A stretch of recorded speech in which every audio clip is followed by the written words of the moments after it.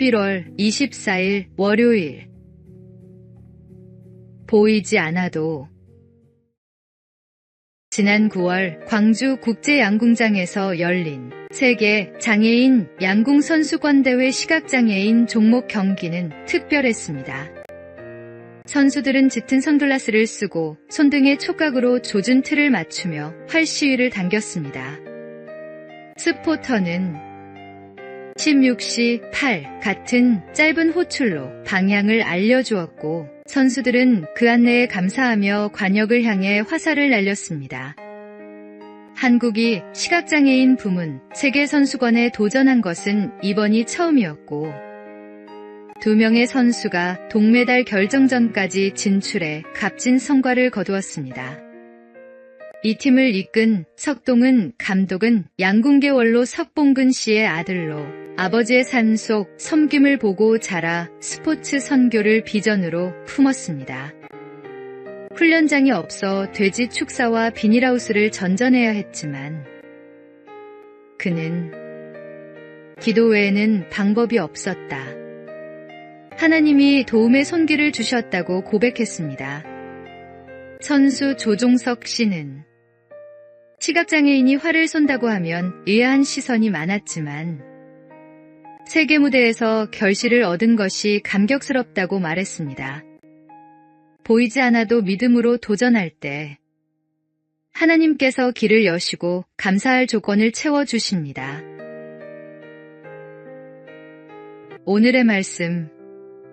그런즉 누구든지 그리스도 안에 있으면 새로운 피조물이라.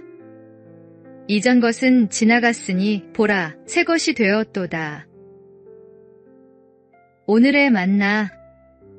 보이지 않는 길에서도 감사하며 나아가십시오. 하나님은 우리의 걸음을 인도하시며 놀라운 열매를 주십니다.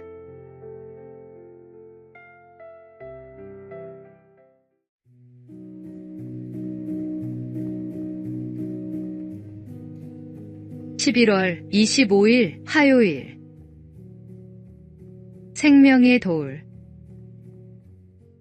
아프리카에서 사역하던 한 미국 선교사가 어느 마을을 방문했습니다.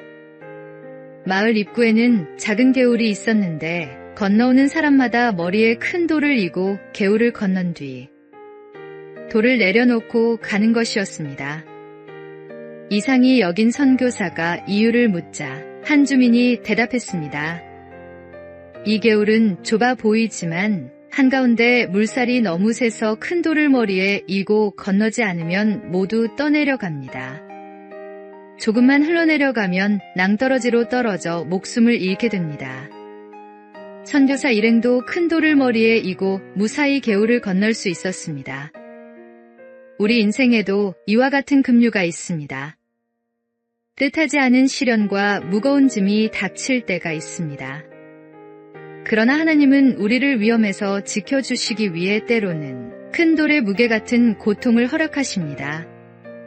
지금 힘겹게 짊어지고 있는 짐이 있습니까? 그것이 생명을 살리고 믿음을 지키는 도구일 수 있습니다. 짐스럽게만 보이는 돌이 사실은 하나님께서 주신 생명의 돌임을 기억하십시오.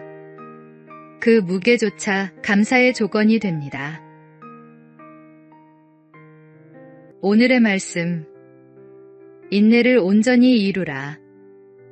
이는 너희로 온전하고 구비하여 조금도 부족함이 없게 하려 함이라. 오늘의 만나. 오늘도 주신 짐을 원망하지 말고 감사하십시오. 하나님은 그 무게를 통해 우리를 지켜주십니다.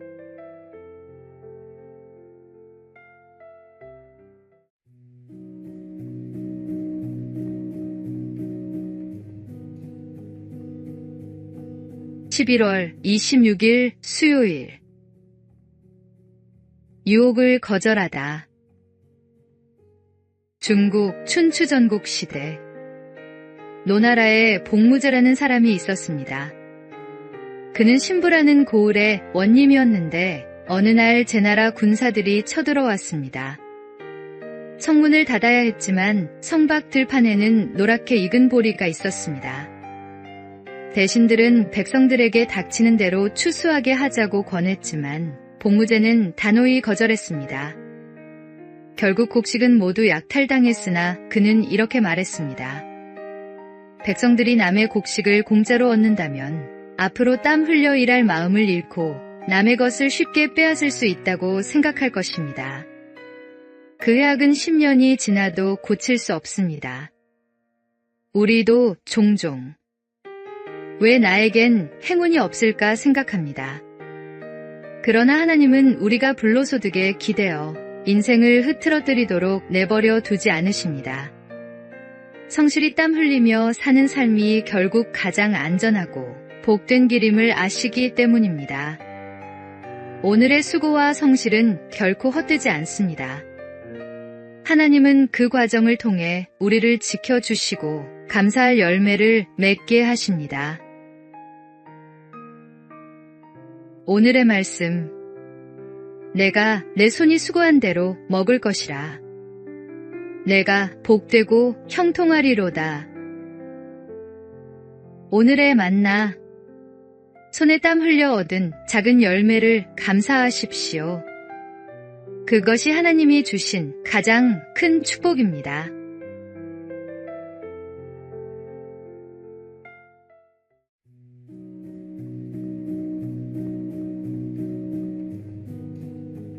(11월 27일) 목요일. 편의점 불빛. 매일 같은 시간 편의점에 들러 삼각김밥 하나만 사가던 손님이 있었습니다. 여러 달 동안 이런 일이 반복되자 편의점 사장님은 걱정이 커져갔습니다.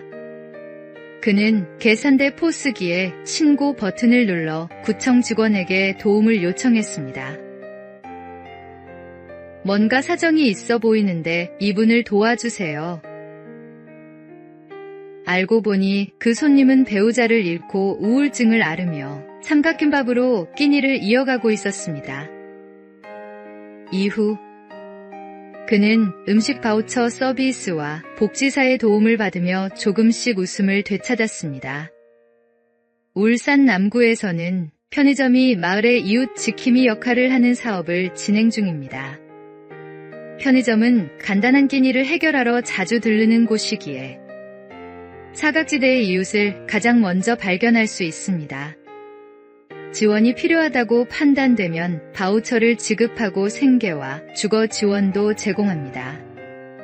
지난 10개월 동안 실업급여가 끊긴 실직자, 보이스피싱 피해를 당한 중년 여성, 외로움에 시달리던 어르신 등 수많은 이웃이 편의점을 통해 도움을 받았습니다.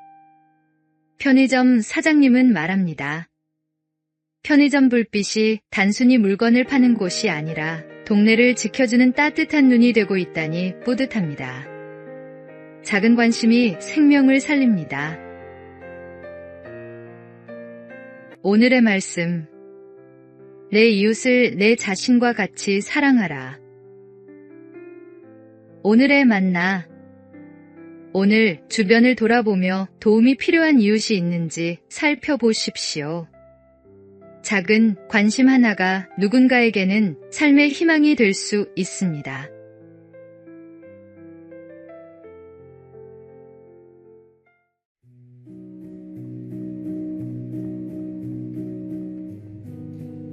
(11월 28일) 금요일.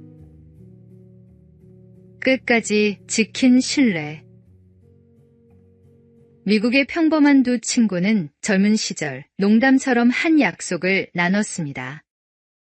만약 우리 중에 누가 먼저 복권에 당첨된다면 그 돈을 반씩 나누자. 그로부터 수십 년이 흘렀습니다. 이제는 서로 연락도 끊기고 얼굴도 잊을 만큼 멀어진 사이가 되었습니다. 그런데 정말로 한 친구가 복권에 당첨되는 일이 일어났습니다. 당첨금은 무려 2억 달러.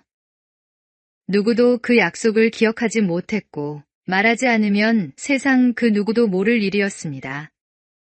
그러나 그는 오랜 수소문 끝에 친구를 찾아내어 당첨금을 정확히 절반으로 나누어 주었습니다. 사람들이 놀라며 이유를 묻자 그는 담담히 대답했습니다. 수십 년 전이지만 우리는 그렇게 약속했습니다. 그래서 지킨 것뿐입니다. 굳이 지키지 않아도 될 약속이었지만 그는 끝까지 그 약속을 붙들었습니다.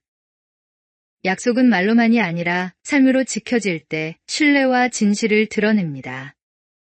신앙도 이와 같습니다. 하나님께 드린 서원과 이웃 앞에서의 약속을 끝까지 지켜나갈 때 그 믿음은 감사의 열매가 되어 우리의 삶을 더욱 풍성하게 합니다. 오늘의 말씀. 내가 하나님께 서원하였거든 갚기를 더디게 하지 말라. 하나님은 우매한 자들을 기뻐하지 아니하시나니 서원한 것을 갚으라. 오늘의 만나.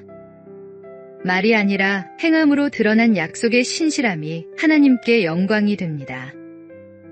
오늘 작은 실천 하나로 11월을 감사와 믿음으로 마무리해 보십시오.